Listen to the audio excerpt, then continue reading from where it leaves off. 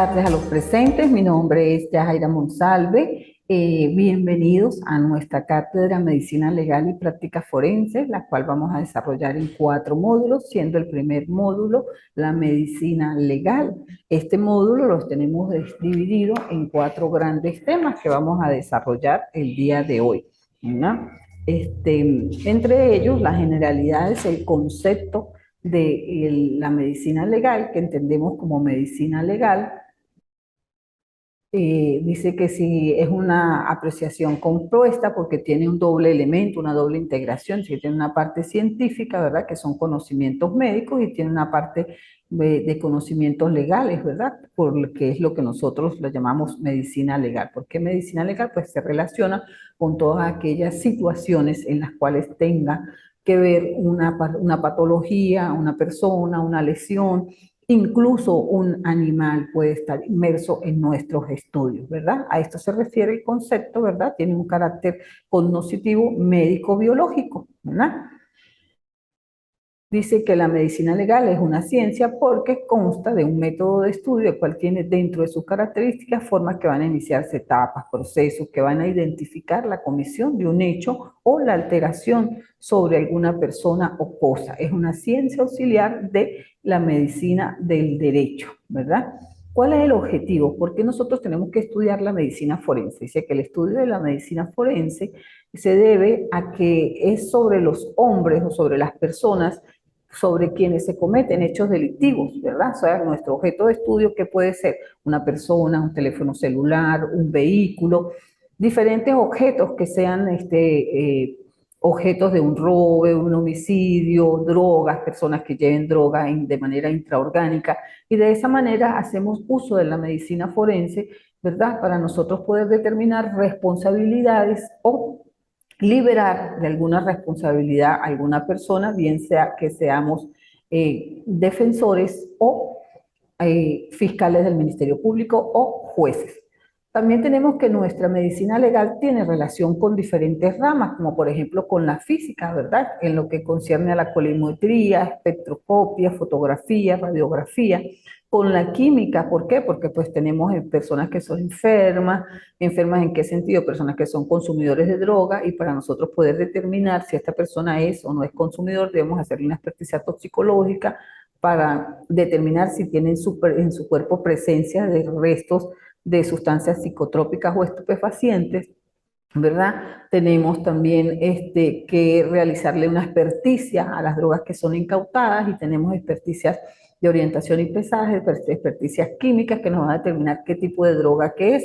Tenemos experticias químicas en la sangre para determinar si una persona que ha fallecido fue por causas naturales o fue porque le suministraron algún veneno o le suministraron algún medicamento que estaba contraindicado. Tenemos también relación con la historia natural, como la fauna, especialmente en la tanatología. ¿Por qué en la tanatología? La tanatología es la que estudia la muerte de la persona, ¿verdad? Y cuando las personas mueren, crean unas bacterias que son objetos de estudios en determinados casos. La histología, porque estudias los tejidos cutáneos de las personas. La anatomía, como la forma macro y microscópica para el análisis de los cadáveres, de la diferenciación con los órganos animales, ¿verdad? Cuando hacemos pruebas de sustancia hemática, el experto está en la capacidad de determinar si es sangre de la especie humana o sangre de la especie animal, ¿verdad? Tenemos también que esta ciencia se relaciona con la fisiología, en asfixiología, cuando las personas mueren por algún tipo de asfixia, fuera mecánica u de otra naturaleza, y con la anatomía patológica en aquellas enfermedades como la dosimasia en general, ¿verdad? Esta es la relación con otras ciencias. También tenemos que se relaciona con la hematología, la obstetricia, la psiquiatría, la bromatología,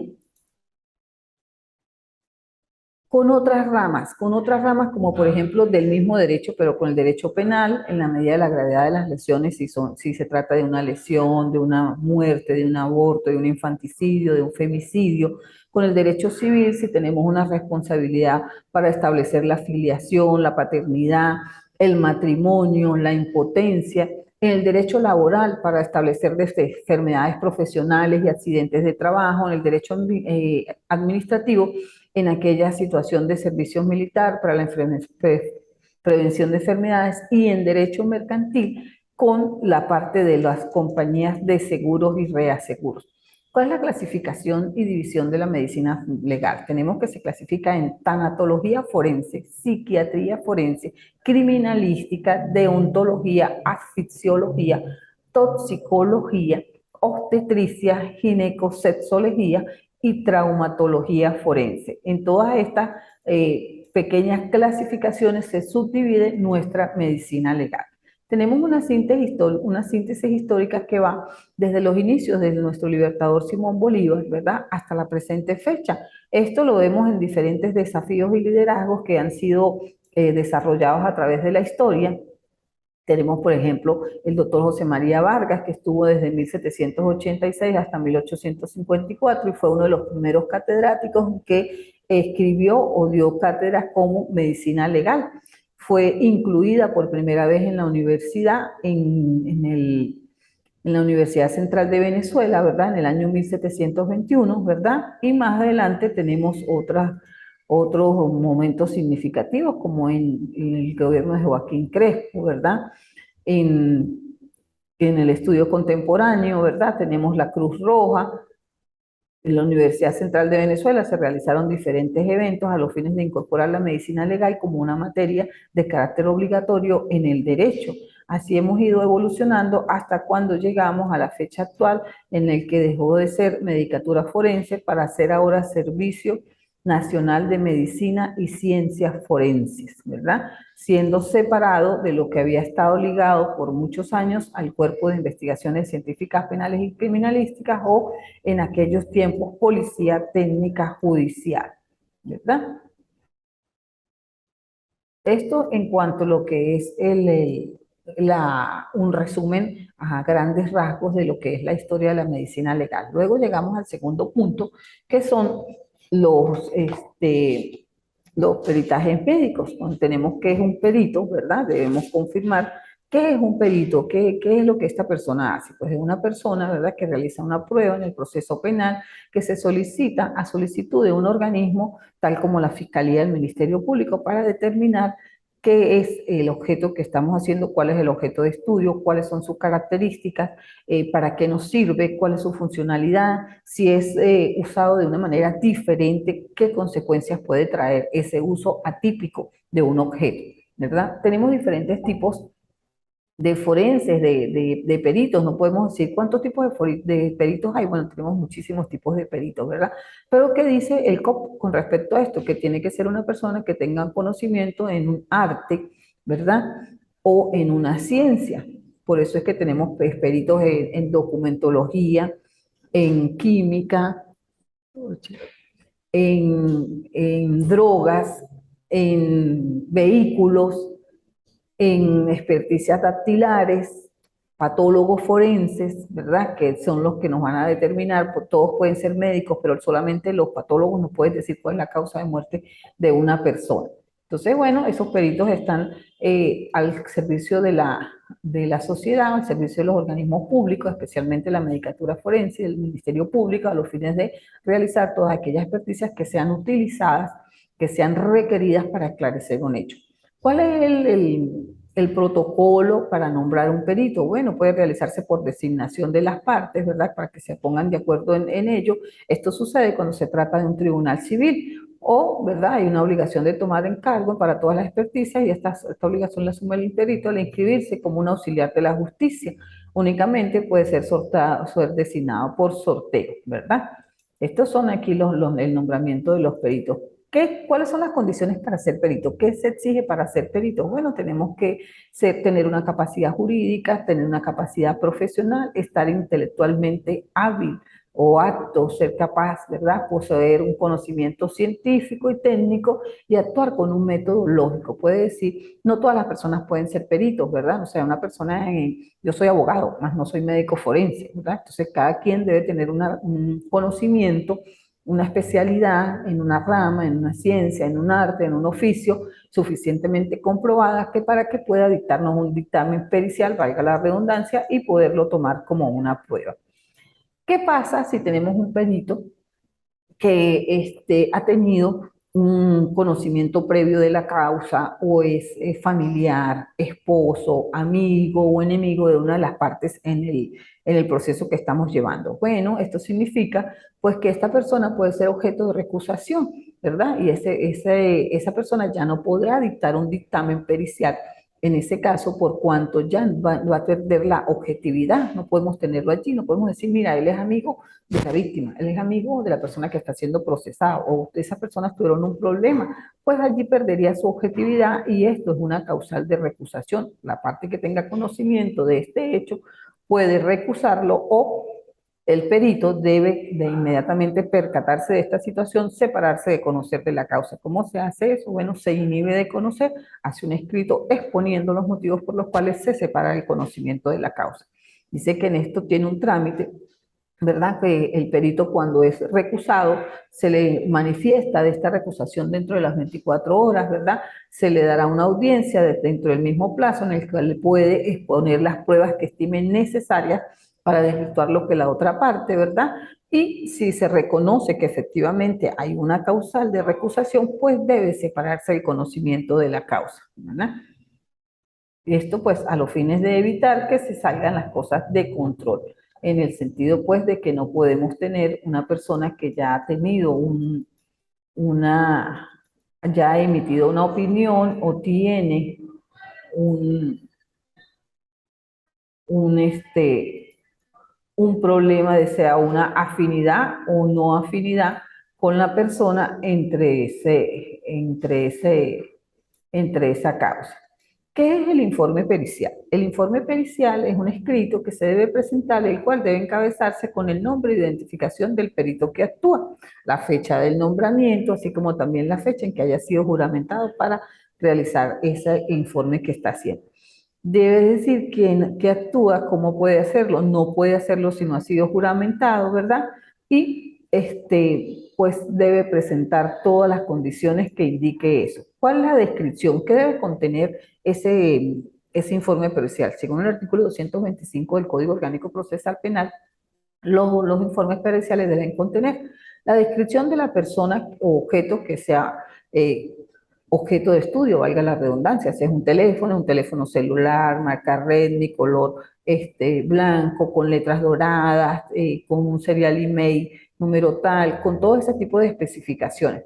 Una relación detallada de todas las operaciones que sean practicadas por los peritos y de sus resultados, o sea, debe haber una descripción amplia y suficiente sobre el informe que se hizo, debiendo pues informar qué técnicas utilizó para someter al estudio ese reconocimiento a ese teléfono celular, a esa persona, a ese vehículo, a ese arma de fuego. Debe ser amplio y detallado esto. Y, por supuesto, las conclusiones, ¿verdad?, que extrae de haber hecho ese análisis. Por ejemplo, si es un arma de fuego, determinar si con ese arma de fuego se le puede o no causar la muerte a una persona, si se causan lesiones, si se colectó una concha y se hizo una comparación, si esa concha se puede decir por la comparación que se hizo fue disparada por ese arma que tenemos allí colectado. Todo eso pues debe indicarlo en las conclusiones de objetos del estudio. El informe policial tiene un valor probatorio bastante amplio, ¿verdad? ¿Por qué? Porque esos informes periciales permiten darle certeza al juez sobre los hechos que están siendo investigados. Si yo digo que volvamos con el ejemplo del arma de fuego, yo tengo un arma de fuego, el cual le fue practicada una experticia de mecánica y diseño, ¿verdad? Y la mecánica y diseño dice que el arma no se encuentra en buen estado de funcionamiento, que estaba oxidada, que no funcionaba, que los mecanismos estaban atrofiados, pues no podríamos decir que con ese arma se le causó la muerte a una persona, indistintamente de que hayamos colectado una concha o no. ¿Por qué? Pues que el arma no funciona de la manera correcta y allí pues tiene un valor probatorio, en este caso sería para la defensa, si es que el Ministerio Público dice que con ese arma se le causó la muerte a la persona y la defensa pues tendría un mecanismo para probar que su defendido no le causó la muerte a la persona con ese arma de fuego que está siendo señalada en ese caso, ¿verdad? Luego llegamos a la psicopatología forense y psiquiatría. Tenemos dos aristas, ¿verdad? En este resumen o en esta clase que vamos a tener, ¿verdad? Sobre qué es la psicopatología forense y qué es la psiquiatría. Dice que esto se trata del estudio de las disfunciones y trastornos mentales y que corresponde al área de investigación y pertenece a la psicopatología, la cual aborda tanto la psiquiatría como la psicología clínica. Hay dos diferencias entre lo que es la psiquiatría y la psicología. Por ejemplo, con la psiquiatría determinamos o no la presencia de algún trastorno mental. ¿Cómo se determina? A través de un método clínico para detectar signos y síntomas de esa enfermedad. ¿Y cómo se hace? A través de un modelo médico, a través de diferentes tests. Por ejemplo, los psiquiatras le hacen a las personas el test de Machover, el test de la figura humana, diferentes tipos de test para ver qué tipo de patología puede presentar esa persona, ¿verdad? Por su parte, la psicología tiene la determinación de la presencia o no de trastornos mentales y de una evaluación de la persona, su contexto y su conducta. ¿Qué quiere decir esto? Mientras que la psiquiatría estudia directamente la psiquis de la persona y ver si presenta signos o síntomas de un trastorno mental, ¿verdad? Médicamente comprobado, la psicología lo que tiende a estudiar es si la persona tuvo un evento que le causó un shock en su vida, si la persona sufrió una pérdida, si la persona está de duelo, si la persona perdió un hijo, si la persona perdió su trabajo y por producto de eso tiene un proceso de depresión, si tiene un problema que no ha económico y producto de eso pues está desvariando o no consigue llevar su vida de la manera legal. Entonces ellos, ¿qué hacen con eso? Pues el psicólogo determina en todo su extensión y desarrollo de personas, laboral, profesional, personal, en su vida, en sus relaciones interpersonales, en su trabajo, con sus vecinos, con su familia, ¿dónde está ese problema? ¿Qué le originó ese problema y qué hizo que esta persona cambiara su conducta? ¿Cuáles son los métodos que se aplican aquí? Bueno, hay métodos clínicos y correlacional seleccionados en función de las técnicas, ¿verdad? Que sean fiables y que tengan validez. ¿A través de qué modelo? De un modelo cognitivo y psicosocial. ¿Y cuál es el origen? Pues la psicología jurídica y la psicología clínica. Aun cuando parecen cosas iguales, de verdad son diferentes. La psiquiatría nos va a decir si la persona tiene una patología que la hace inhábil, una valoración psiquiátrica que nos diga que una persona está loca, que una persona tiene un retardo mental leve, moderado, grave, ¿verdad? De allí se puede determinar la responsabilidad o no de esta persona. ¿Por qué? Porque si la persona tiene un retardo mental grave, pues difícilmente el Estado o algún organismo, el Ministerio Público, pudiese ejercer una acción penal contra esta persona y surge allí lo que llamamos en derecho penal un proceso de inculpabilidad, ¿verdad? Pues que una persona que sufre tiene un grado de demencia, no es responsable de sus actos y por lo tanto no podríamos someterlo a un proceso penal. Más adelante tenemos lo que les acabo de decir ahorita sobre la responsabilidad y la capacidad. La capacidad civil ha sido definida como la actitud que una persona tiene para ser titular de derechos y para privarlos y para ejercitarlos. Por ejemplo, si somos menores de edad, pues no tenemos la capacidad de comprar, de ceder, de traspasar. Si somos menores de edad y adquirimos una herencia, somos herederos de unos bienes, de una fortuna, pues necesariamente necesitaremos un tutor que sea la persona que administre todo este patrimonio que hemos heredado. ¿Por qué? Porque no tenemos la capacidad para realizar relaciones entre privadas, como por ejemplo compra-ventas, para ceder, para traspasar, para enajenar. No tenemos esa capacidad, ¿verdad?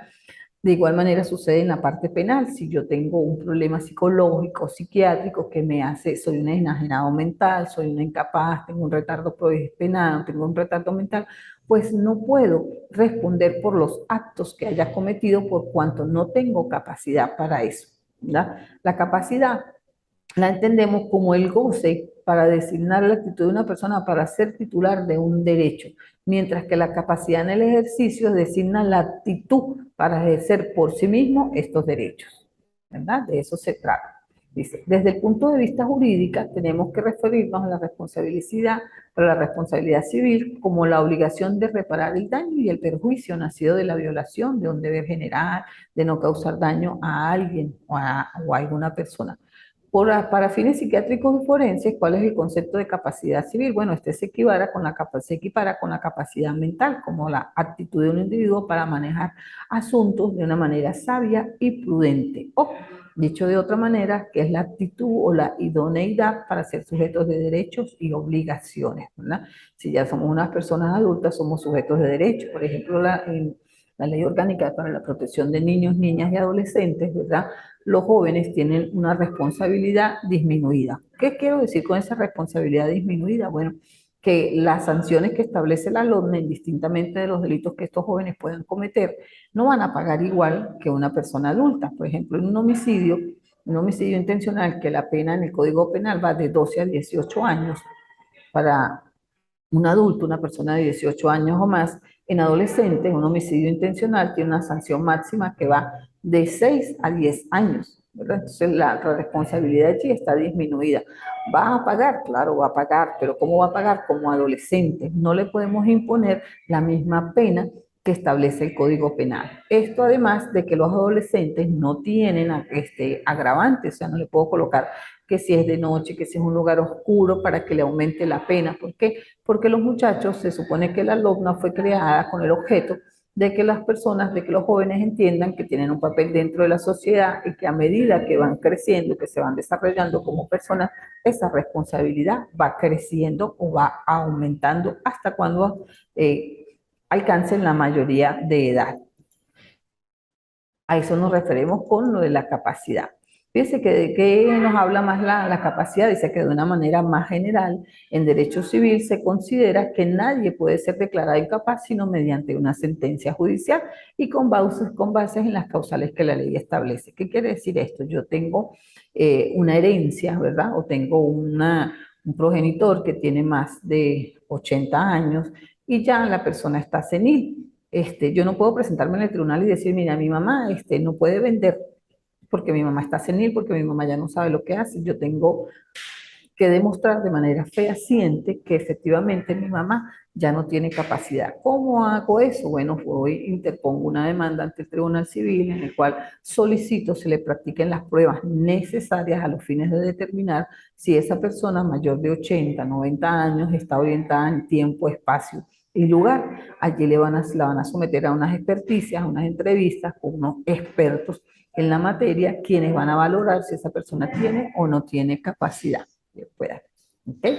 Esta declaración de incapacidad necesariamente la tiene que hacer un juez de la República, o sea, cualquier persona no puede venir y decir, no, mira, él es incapaz, ella es incapaz, ella es retardo, tiene un retardo mental, ella es down, ella tiene un problema psiquiátrico, ella perdió un hijo y producto de esa pérdida de ese hijo enloqueció. No tenemos que demostrar todas estas pruebas, ¿verdad? Todos estos elementos de convicción para que el juez dicte una decisión y tengamos una decisión de un tribunal que la declare inhábil, incapaz, y así los demás familiares, hijos, hermanos o padres, si es el caso, puedan disponer del patrimonio de esta persona.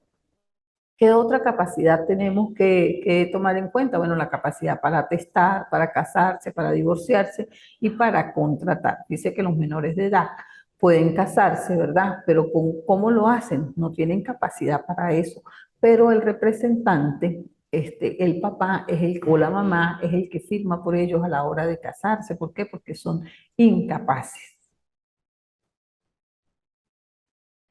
¿Qué es la responsabilidad penal? Fíjense, para ser responsables penalmente, pues tenemos que ser capaces ante la ley. Se supone que todos los individuos somos capaces ante la ley por nuestras acciones, por nuestras conductas, por nuestro proceder diario. Pero dice, todo individuo debe estar consciente del mundo exterior, tiene que tener la capacidad de razonar, de juzgar acerca de lo que es bueno, de lo que es controlable, de lo que es correcto y de lo que no es correcto.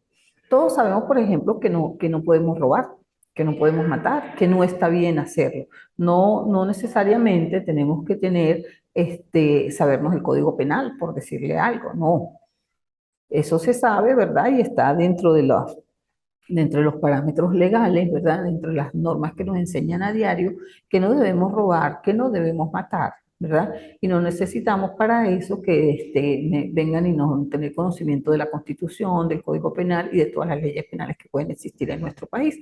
¿Por qué? Porque se supone que es una manera correcta o está dentro de la moral y las buenas costumbres que hemos recibido, la enseñanza que hemos recibido a través de nuestros padres, de nuestros profesores en la primaria, en el bachillerato y hasta en la universidad.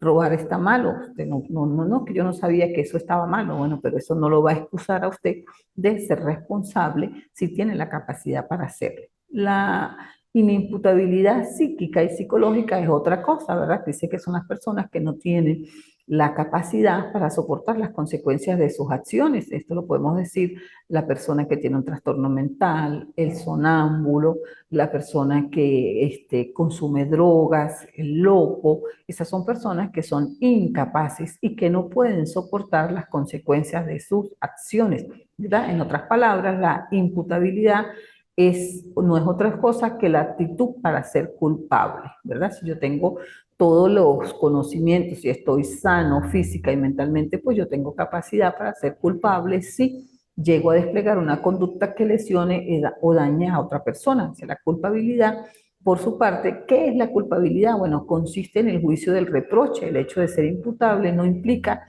que se es culpable de determinada acción u omisión.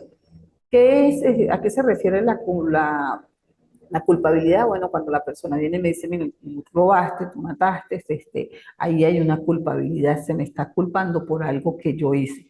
Puede ser que lo haya hecho, puede ser que no lo haya hecho, pero a eso se refiere la culpabilidad. ¿Qué podemos decir en resumen sobre la responsabilidad penal? Bueno, podemos decir que desde el punto de vista psiquiátrico forense, la responsabilidad penal está relacionada con la capacidad del individuo para comprender el carácter de sus actos. Esto es lo que llamamos la función cognitiva y para controlar sus impulsos. Esa es la función volitiva, ¿verdad? Con esta capacidad está conservada y hay imputabilidad. Cuando esta está atenuada, hay imputabilidad disminuida y cuando se encuentra abolida se trata de un caso de inimputabilidad. Esa capacidad volitiva, ¿verdad? Que dice cuando se encuentra abolida, o sea, no tenemos capacidad porque la persona es loco, porque la persona tiene un retardo mental grave, porque la persona está enajenado mentalmente, pues es inimputable. ¿Por qué es inimputable? Porque no tiene capacidad para responder frente al Estado por el hecho por el cual está siendo señalado. Esta persona puede robar, matar, incluso violar, pero si la persona es loca y se demuestra efectivamente que es inimputable, que tiene una condición psiquiátrica, que nació con esa enfermedad, pues lamentablemente, que nació con un retardo mental, pues lamentablemente no pueden ser enjuiciados ni declarados responsables por estos hechos.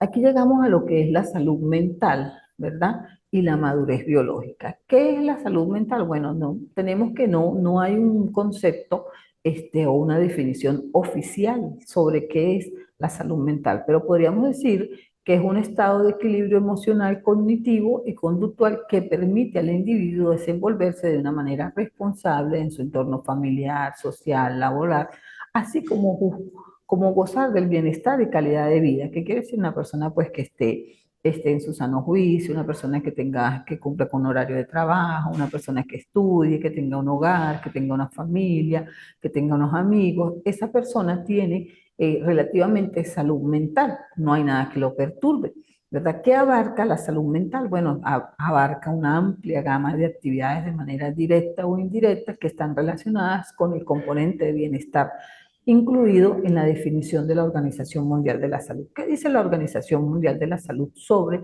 la salud mental? Dice, es un estado de completo bienestar físico, mental y social.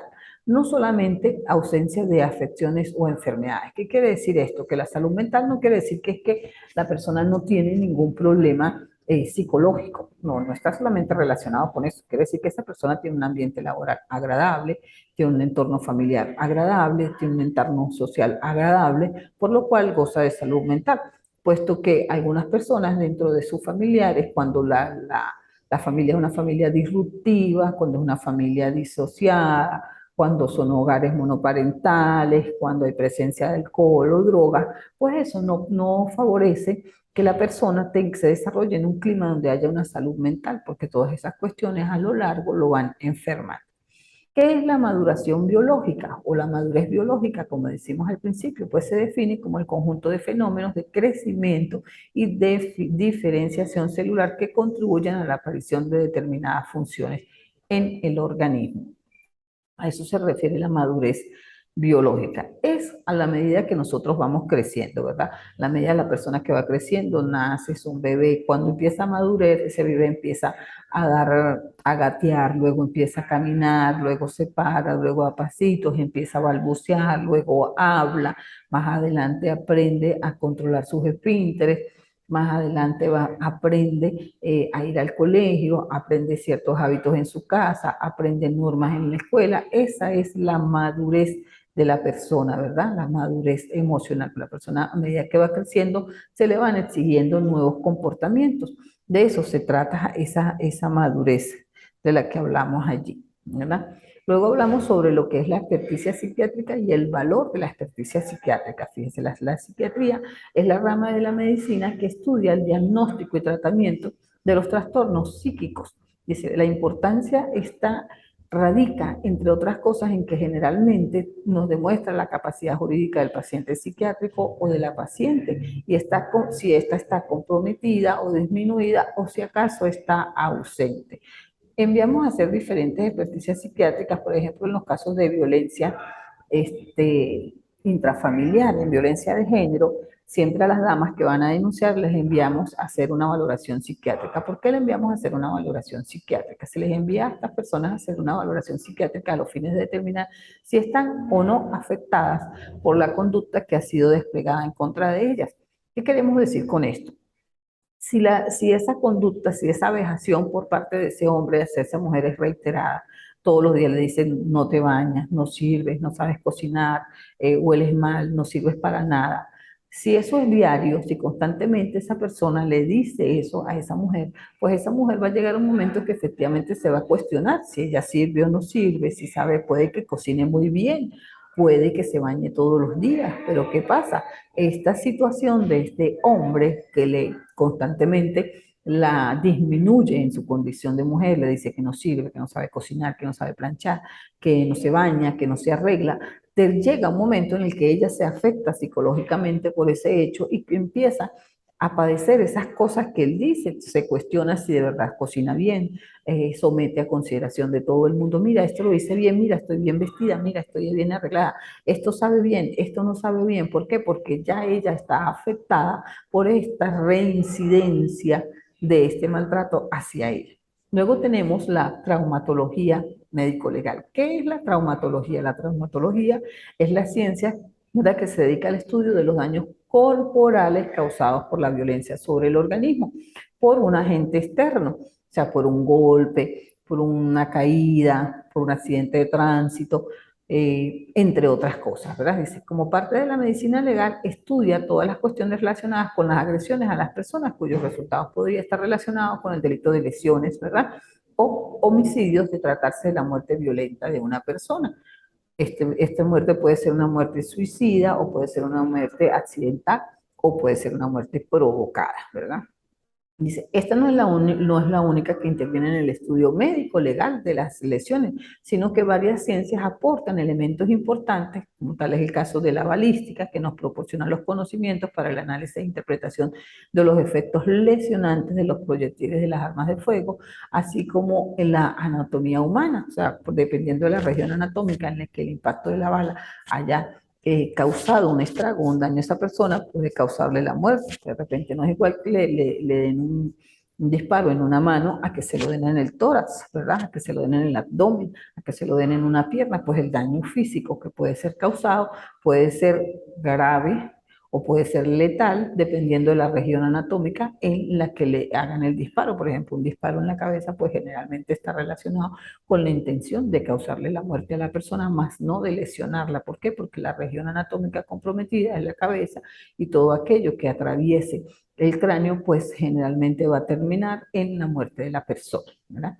Dice, esta no es la única que interviene en este estudio, ¿verdad? Médico-legal de las lesiones, sino que existen otras ciencias como la balística, ¿verdad? Que nos va a decir si estas partes, qué partes del cuerpo fueron lesionadas, ¿verdad? Dice, esto permite establecer la localización de las lesiones según las regiones corporales afectadas y es de trascendental importancia, ¿verdad? La anatomía patológica, que permite conocer y afirmar la data y vitalidad de las lesiones, así como las posibles causas que intervienen en las complicaciones y en el desenlace final.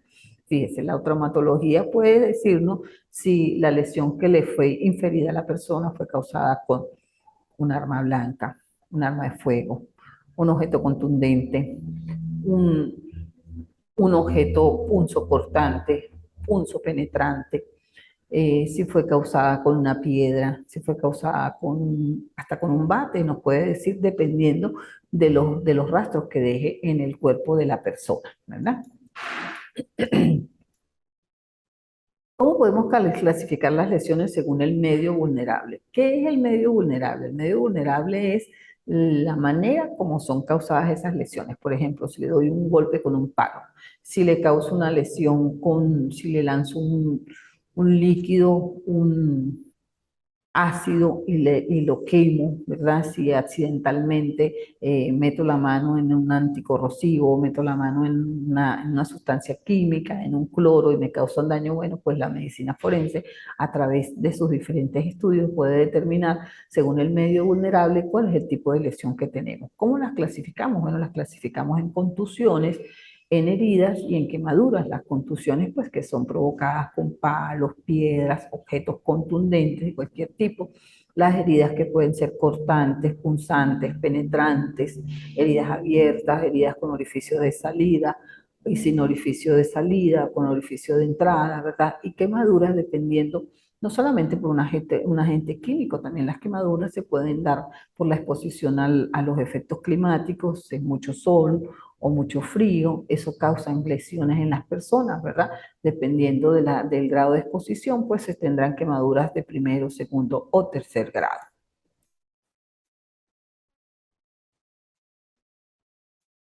Luego tenemos en la traumatología forense una clasificación de las lesiones que la tenemos establecidas en el Código Penal. Tenemos primero las lesiones personales. Las lesiones personales tienen dos elementos, tienen un elemento subjetivo o un elemento psíquico y un elemento objetivo, que es un resultado dañoso. En el elemento objetivo tenemos las lesiones intencionales, que están establecidas en el artículo 418 del Código Penal, las lesiones preterintencionales, y las lesiones culposas. Las lesiones intencionales son aquellas que se dan porque efectivamente yo agredo a la persona y tengo la intención, mi acción es la intención de lesionar a esa persona. Por eso se llaman lesiones intencionales. Tenemos lesiones intencionales leves, graves, gravísimas, menos graves, ¿verdad? Ahí es donde tenemos, según el objetivo, es donde tenemos esta clasificación, las lesiones gravísimas, las lesiones graves, las lesiones menos graves, las lesiones leves y las lesiones levísimas. Las lesiones leves establecen una curación hasta de 10 días, las lesiones menos graves hasta 20 días o más, las lesiones graves hasta 20 días, las lesiones gravísimas implican la pérdida de un órgano, ¿verdad? Como la vista, el oído, el caminar, la capacidad de engendrar. Esas son lesiones gravísimas. ¿Por qué se llaman gravísimas? Porque dejan un daño de carácter permanente en la persona y nunca van a desaparecer como el resto de las lesiones. Tenemos también las lesiones intencionales, que las tenemos simples, calificadas, agravadas y con causal. Y tenemos las lesiones preterintencionales, que pueden ser simples o con causal. Las lesiones preterintencionales simples, vamos a suponer que yo le doy un golpe a una persona, yo quería solamente golpearlo o quería solamente asustarlo, pero producto de ese golpe yo le parto un brazo. Pero ahí tenemos unas lesiones preterintencionales, yo no quería partirle el brazo, yo tenía la intención de lesionarle, pero no de causarle ese daño. ¿Y a qué se refiere el concausal? El concausal se refiere a que la persona que está siendo agredida tiene una, una patología ya predeterminada y la agresión del agente activo provoca que esto se le presente, se le aumente, le cause una lesión mayor. ¿Por qué? Pero ya tenía esa conducta en él, ya tenía esa patología y el daño ese golpe que se le dio le avivó, por decir de alguna manera, esa patología causándole un daño mayor. Luego tenemos aquí unos ejemplos de las clasificaciones de las lesiones según el agente vulnerable. ¿Cómo tenemos allí? Tenemos por agentes químicos, agentes biológicos, agentes físicos y agentes mecánicos. En los agentes químicos, ¿qué tenemos? Bueno, tenemos corrosivos, ácidos alcalinos, farmacéuticos y venenos. ¿Qué tenemos en los agentes biológicos? Bueno, tenemos virus, bacterias, hongos, parásitos, animales ponzoñosos. Por ejemplo, ¿cuáles son unos parásitos o unos animales ponzoñosos? Cuando las personas son picadas por abejas, las abejas dejan una, un líquido que causa daño en algunas personas son alérgicas a las picaduras de abejas y pueden morir por esto. Otros animales que dejan ponzoña, por ejemplo, son las mordeduras de las serpientes, que pueden hasta causar la muerte de las personas. Los agentes físicos, bueno, como el calor, exponerse por prolongado tiempo al sol, ¿verdad? Las personas que van a la playa o que caminan sin el debido protector solar, pues pueden causar quemaduras en su piel de primer o segundo grado, ¿verdad? El vapor, de repente aquellas personas que tienen vehículos y alguna vez han destapado el depósito del agua, ¿verdad? Y eso está en ebullición y lo hacen sin las debilidades correctas o no esperan a que ese vapor baje, se calme y se enfríe, sino porque están afanados, porque quieren hacer que el carro ruede inmediatamente, van y destapan eso bota un calor que le quema la piel, ¿verdad? Los líquidos en ebullición, pues las personas, cosas que están hirviendo, cuántas personas no se han quemado con una olla de agua hirviendo, se les ha caído, se les ha partido las asas y eso les causa unas lesiones. Y los agentes mecánicos, ¿cuáles son los agentes mecánicos? Bueno, las armas propiamente dichas, como las armas de fuego en sus diferentes modalidades, armas cortas, armas largas y las armas blancas. Luego tenemos las heridas cortantes, punzantes y contundentes. Por ejemplo, las heridas cortantes tienen bordes irregulares, equimóticos, bridas o puntos de un borde o una laceración. Estos agentes son más comunes y producen estas heridas, como ejemplo, ¿cuáles agentes pueden causarnos esas heridas cortantes, punzantes o contundentes? Una navaja, un puñal, una estelita, un cortapluma, un machete, un cuchillo. ¿Cuáles son las características de estas armas? Bueno, tienen una hoja delgada, tienen una hoja bifurcada, son monocromáticas, ¿verdad? Son gruesas, ¿verdad? Y son pluricortantes. ¿Qué quiere decir esto? Bueno, pues que, por ejemplo, esos cuchillos que son amolados por ambos biseles, pues causan daño en el momento en que es infringida la herida y cuando se extrae el arma le va a causar una doble lesión a la persona. De eso nos referimos en ese sentido. Estos son ejemplos de heridas cortantes, punzantes o contundentes.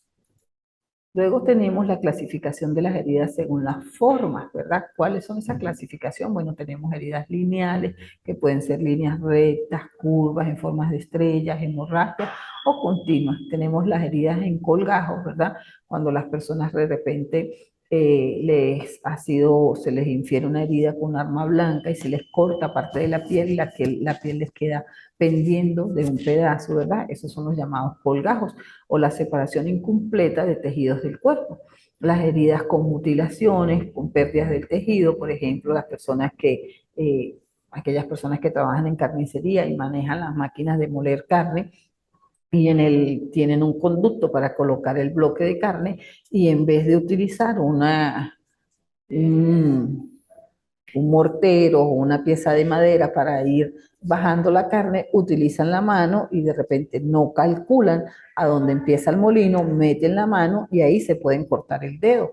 O esas personas que trabajan en cocina, ¿verdad? Y no calculan y se cortan una parte del dedo, bueno, esas son las heridas por mutilación.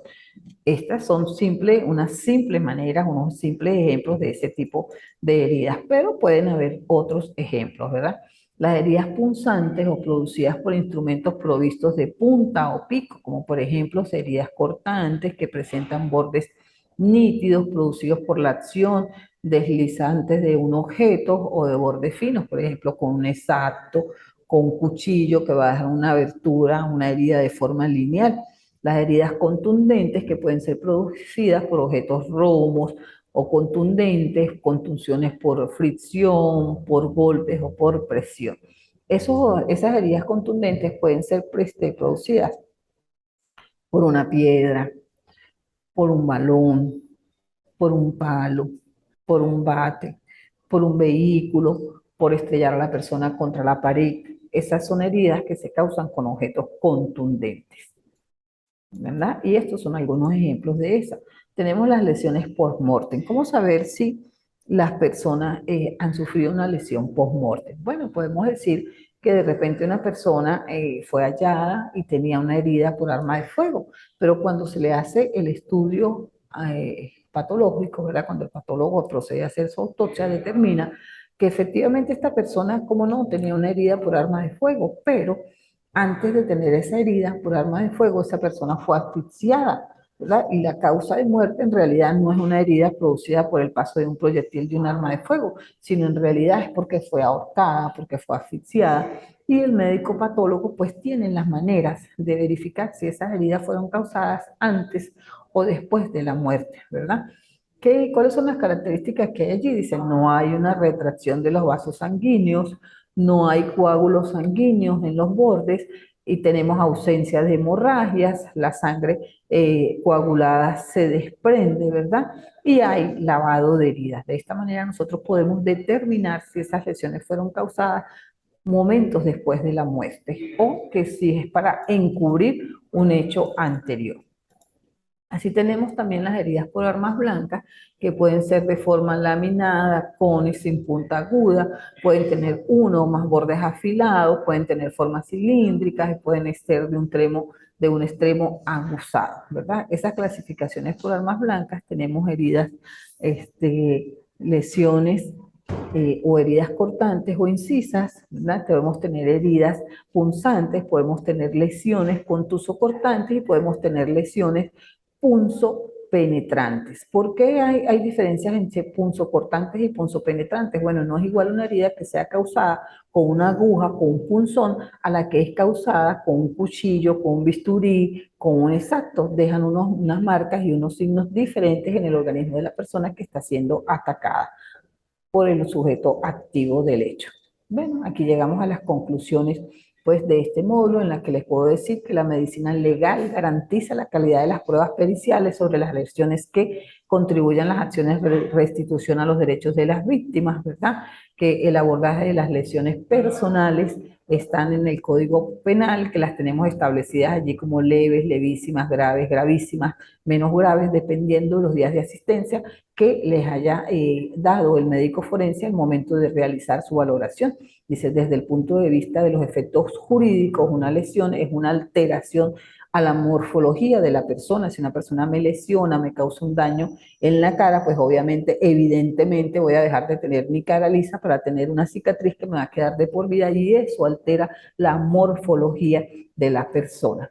Con toda esta información terminamos lo que es el módulo 1, los esperamos para el siguiente módulo que va a estar relacionado con las quemaduras, ¿verdad? Los tipos de quemaduras y los tipos de heridas por diferentes agentes. Muchas gracias, estoy a sus órdenes. Esperamos vernos en un próximo encuentro.